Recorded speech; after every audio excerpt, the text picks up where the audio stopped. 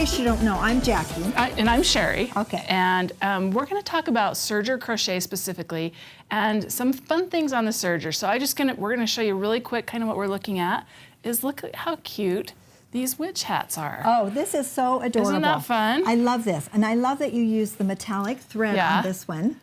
And was this just regular Serger thread, or was it a special weight? It's a special, this is the heavier weight, so cute. we've got that, we've got it right here.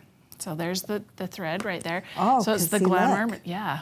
Because you can actually see the purple on the other side. Yes, isn't that fun? That is really fun. So, and I want to show this one too. This is just a green, it's the same on both sides. But what's interesting about this is those were at the same settings. And what's fun with the Serger is like on this one, I actually took that same thread and was able to do the chain stitch across it. Which is darling. So this is a pattern that we have for the witch hat, and to just add, it's kind of hard to see there, but we just added the little lines that match that edging again. Which is so fun. I think Are we it ready? would be fitting. It would be fitting. You do that one and I'll do this one. Okay, all right. here we go. Here we go. What do you think? Oh, I look so good in hats. You don't do. Yes. I'm ready for the party.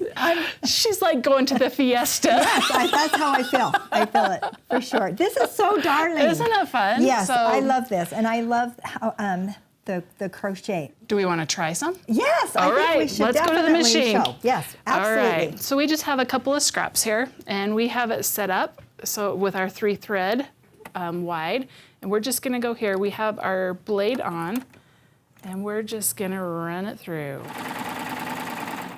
And those stitches are formed on those stitch fingers. So what I'm going to do here is I'm just going to lift it up, pull that, put it back under, and I'm going to go ahead and we're going to add some ruffle right away on this one. So we're going to bring it up here.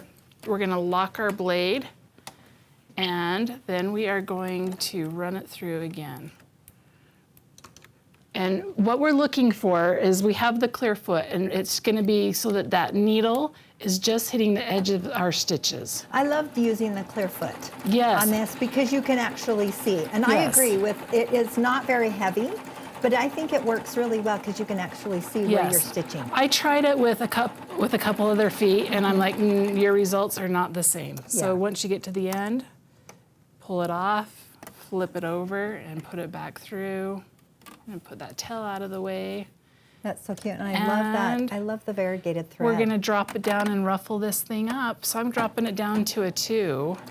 So you're just barely getting those the edge. Yes. Because it's going off of this. So don't be alarmed that it does go off and it's not going to be right on the fabric. You'll eventually You're stitching in those last threads. In the threads. Yeah.